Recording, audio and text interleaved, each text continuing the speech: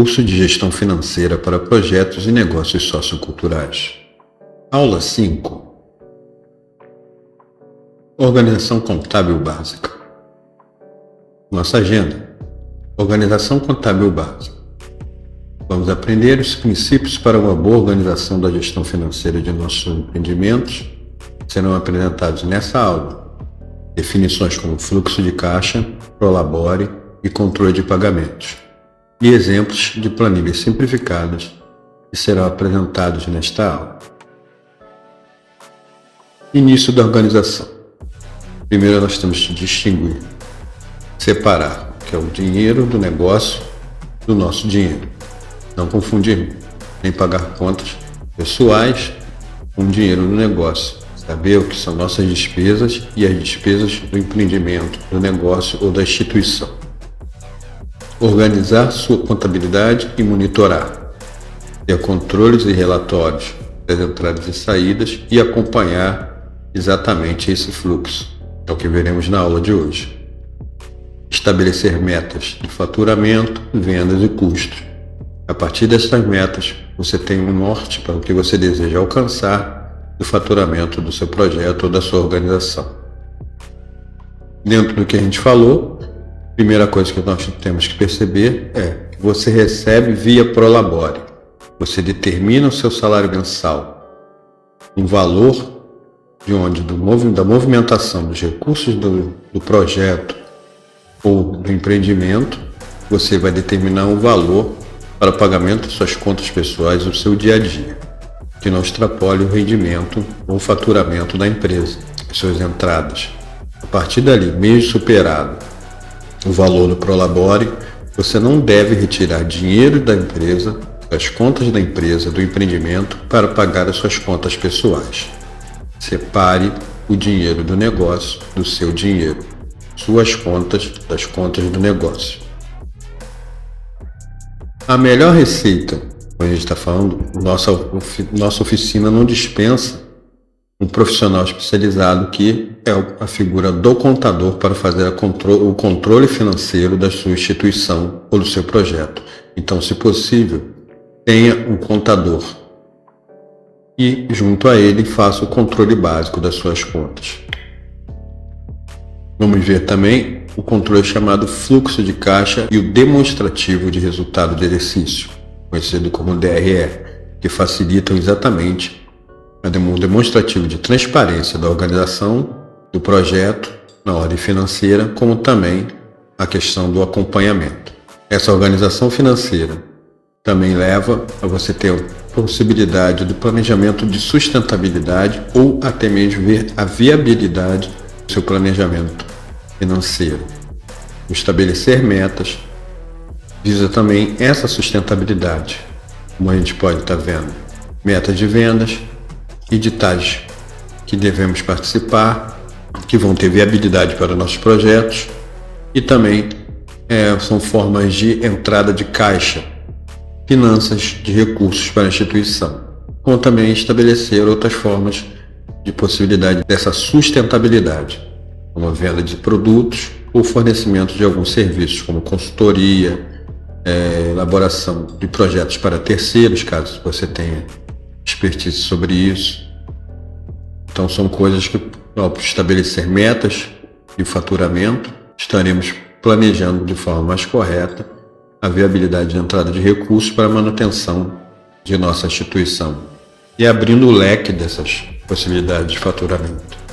Um exemplo de fluxo de caixa mensal. Aqui a gente parte do exemplo que fosse o mês de setembro. O fluxo de caixa é uma forma que vamos utilizar para iniciar o nosso pensamento do controle de fluxo das finanças da nossa instituição ou do projeto. Ela pode ser feita numa folha de papel ou numa planilha eletrônica, no Excel. Nela, vamos realizar o controle financeiro de todas as entradas ou créditos e saídas, que são os débitos. O período pode ser diário, quinzenal ou mensal.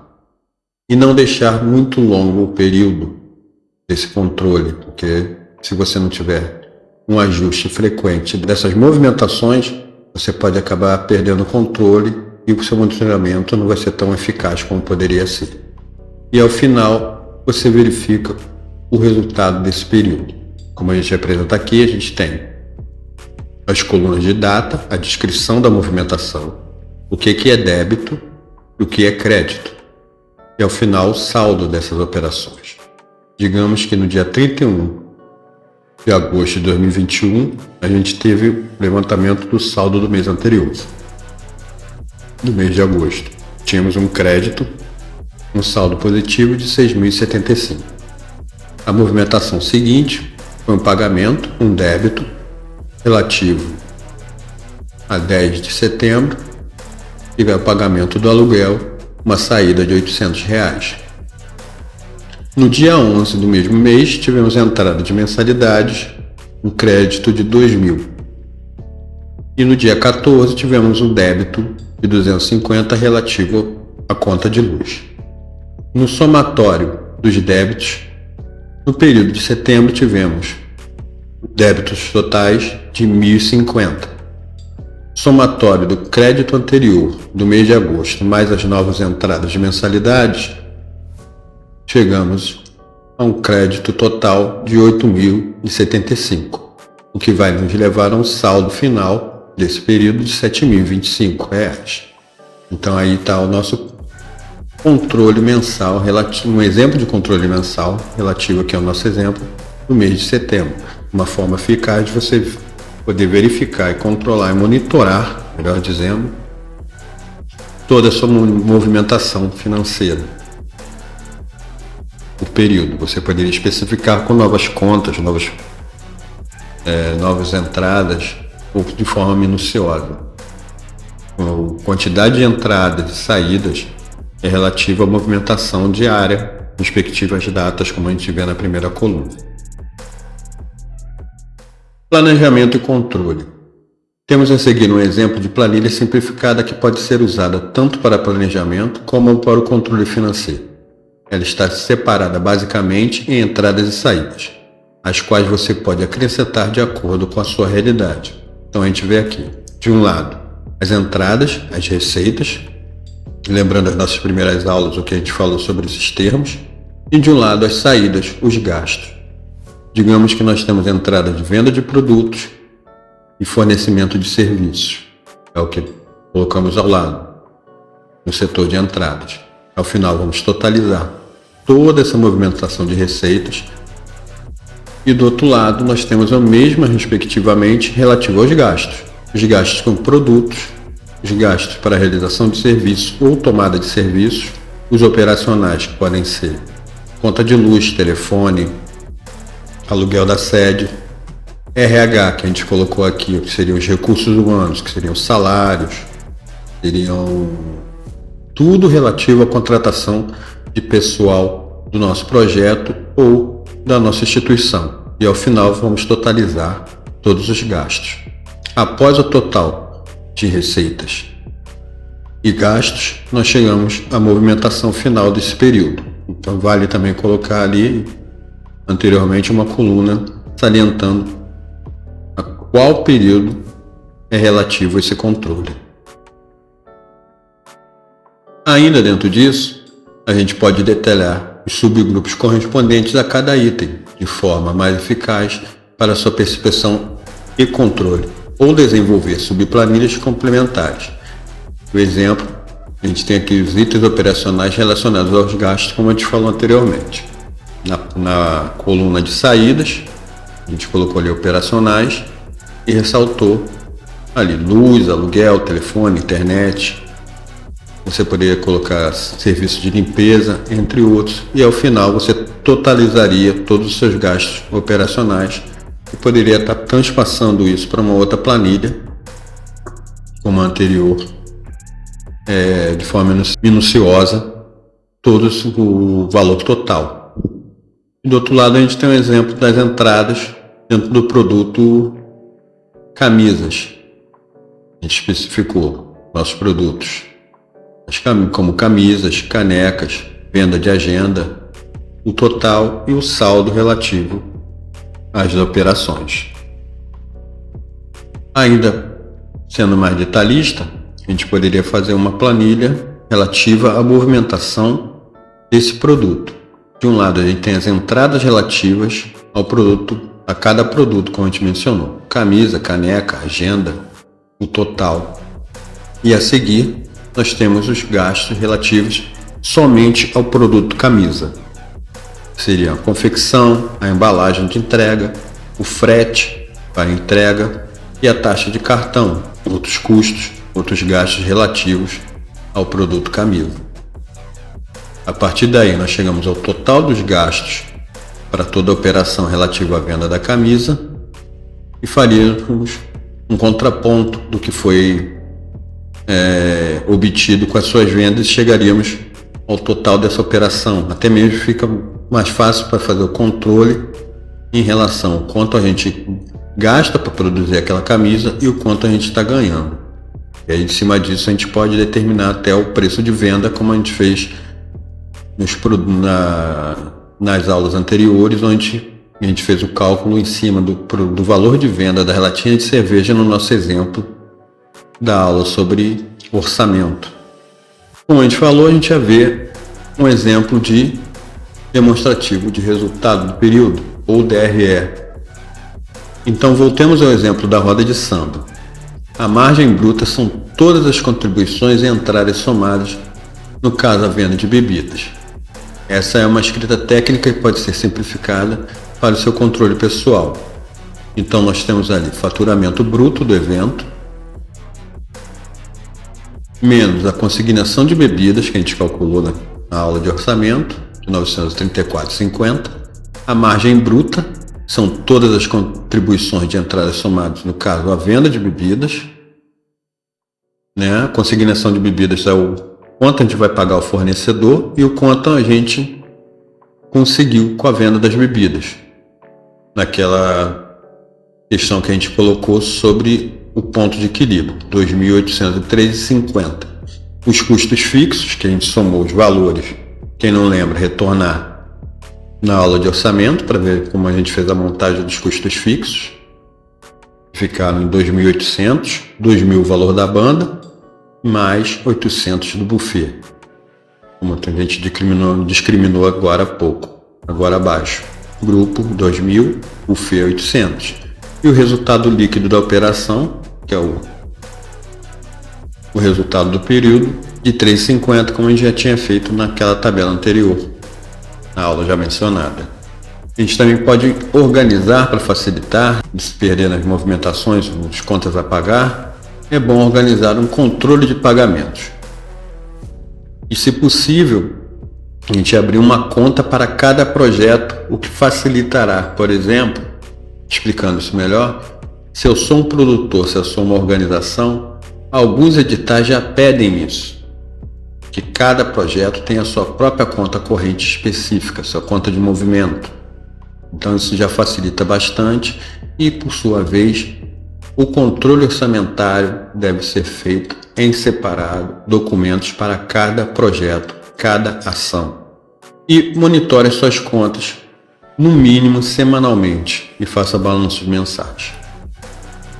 Um exemplo de controle de pagamento a gente pode organizar essa planilha simplificada, que são as contas a pagar, por exemplo, aluguel, telefone, luz e salários, de acordo com o fechamento, já especificando com o fechamento da folha.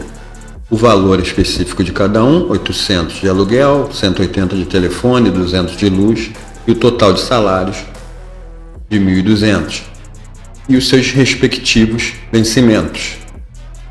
E por último, a data quando foi realizado o pagamento. Aí a gente pode até já estimar algumas possibilidades adiante e identificar, melhor dizendo, futuros juros decorrentes, principalmente de impostos e taxas, por atraso.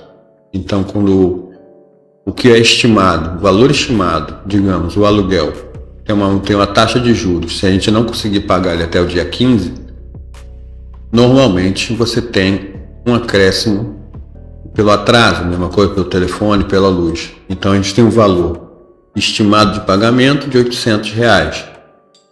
Após o dia 15, esse acréscimo de juros, logicamente o valor não será mais R$800, digamos que 810, pagando a partir do dia 16. Então a gente pode fazer a estimativa entre o valor estimado, aquele que é esperado, que é o valor de 800, e o valor efetuado, que pode ser colocado também uma nova coluna, diferenciando o valor estimado e o valor efetuado. Ainda fica um controle mais minucioso. A gente já vai perceber certas diferenças no orçamento, certos acréscimos ou até mesmo em relação a descontos. Também pode ser colocado nessa coluna e pode ser acrescentado aqui na tabela de valor efetuado. A gente vai ter um controle maior, uma facilidade maior da percepção como se tiverem orçamentos acima ou até sobra de dinheiro. A gente vai perceber da onde teve maior saída ou onde conseguimos alguns descontos e da onde decorreram a sobra de dinheiro. Estamos chegando ao final do nosso curso. Esperamos que vocês tenham curtido. Caso tenham dúvidas, coloquem nos comentários, entre em contato conosco e vamos apresentando as nossas dicas finais. Trabalhe com estimativa mensal de gastos. 2. Controle os gastos com o pessoal, quer dizer, salários, funcionários. Nisso fica a dica: multiplique por 13 para o total anual, já incluindo aí o 13º.